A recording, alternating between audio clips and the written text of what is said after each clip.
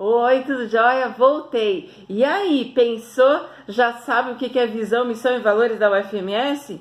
Então vamos lá. Vou dar uma dica para você fazer aí seu pensamento, né? Chegar à sua conclusão até o final dessa videoaula, desse vídeo aqui, tá certo? Essa dica é o seguinte, eu vou te dar a descrição, vou explicar para você o que é visão, missão e valores. E aí, vá pensando enquanto no final eu te dou a resposta. Bom, o que significa visão? Significa o desejo que a empresa tem de colocar-se lá no futuro, de visualizar-se lá no futuro. Então, quando a gente escreve uma visão, a gente está escrevendo de alguma forma como nós estaremos daqui a algum tempo, tá certo? Então, é muito importante que essa frase da visão, ela expresse o desejo da empresa, da organização para o futuro. Outra coisa que é muito importante também é que essa visão, ela tem um prazo, porque com prazo a gente consegue aí definir também objetivos e metas estratégicas da organização. Tem muita empresa, muita organização que usa as diretrizes organizacionais conjugadas com uma outra ferramenta que eu já expliquei numa videoaula para você, que se chama Balanced Scorecard. E aí, quando você usa essas duas ferramentas conjugadas, muitas vezes a empresa não coloca na visão o prazo, e aí deixa para colocar esse prazo lá no Balanced Scorecard, que você precisa colocar objetivos e metas de atingimento.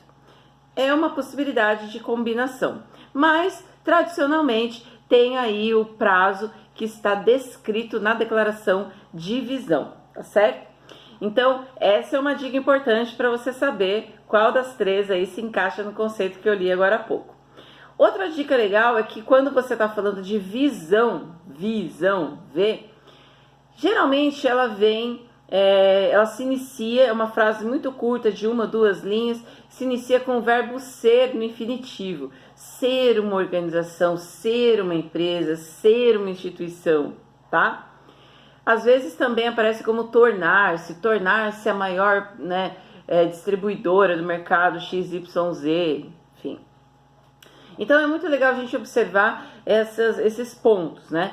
Ter essa construção verbal, que eu falei agora para você, com o verbo ser no infinitivo, tornar-se, mas sempre alguma coisa que exprime desejo.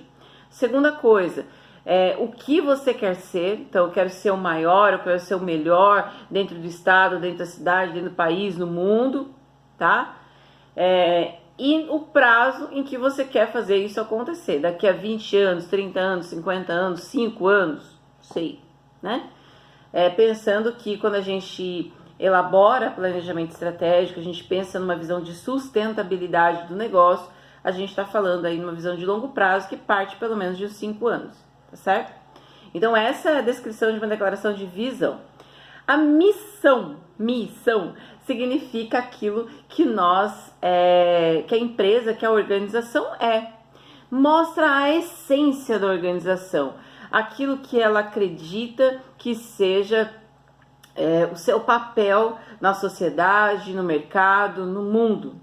Então, quando a gente escreve a missão, a gente está escrevendo o que a empresa faz, qual que é o papel dela, com o que ela contribui, o que ela faz de melhor, tá certo? Então, ela apresenta muito mais essas características, junta, na verdade, né? Junta competência com habilidade, com processos, com, enfim, visão de mundo, né? Tem tudo isso ali inerente ou imerso no conceito de missão. E, por fim, nós temos os valores organizacionais. Os valores organizacionais, eles têm uma característica peculiar, diferente muitas vezes da visão e da missão. Qual é essa característica? Os valores organizacionais, eles são mais do que todas, acredito eu, eles nascem aí de uma formação muito coletiva e que vem exprimir a cultura da empresa. Geralmente esses valores, eles surgem com o fundador da organização. Então o cara que foi lá, iniciou o negócio, que estava ali primeiro dando sangue, fazendo o negócio acontecer, fazendo o negócio virar, esses valores que são os elementos que o indivíduo acredita que são importantes para a condução das suas atividades, é aquilo que rege, né, os meus comportamentos, digamos assim, pessoais, eles também acabam sendo transferidos para a empresa, que são os valores organizacionais. Então, quando eu falo, por exemplo, de empresas que se pautam pela valorização do meio ambiente, pela sustentabilidade, pela inclusão, pela diversidade, pela coisa da ética, né, pela comunicação eficaz, esses são pontos que regem todos os comportamentos dentro da empresa. Então, se eu digo, por exemplo, que a minha empresa ela valoriza o meio ambiente, isso tem que ser transferido para as minhas ações.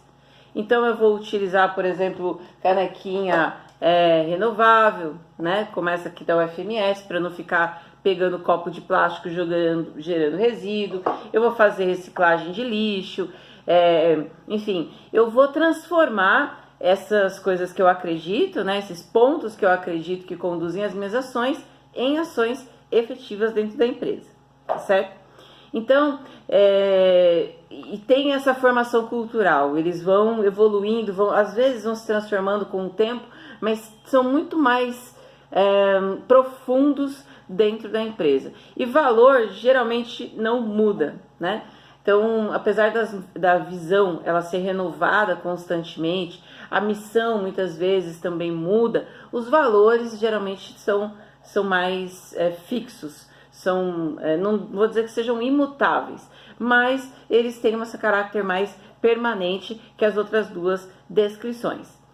Com esta explicação, você conseguiu saber qual das 3 frases que eu falei no vídeo anterior que se referem às diretrizes organizacionais da UFMS? Não? Então vamos lá, ver se você, sim ou não sei, né? Vamos ver se você acertou aí. Confira no seu gabarito. Quando eu falei para você desenvolver e socializar o conhecimento, formando profissionais qualificados para a transformação da sociedade e o crescimento sustentável do país, isso aí diz o que a UFMS expressa as suas atividades, qual é o papel que ela acredita que ocupa no mundo. Isso é a missão da UFMS. Quando eu te disse ser uma universidade reconhecida nacional e internacionalmente por sua excelência no ensino, pesquisa, extensão e inovação, eu estou falando da visão da UFMS. Reparou? Começa com o verbo ser, ser uma universidade, tem um objeto, ser uma universidade reconhecida nacional e internacionalmente.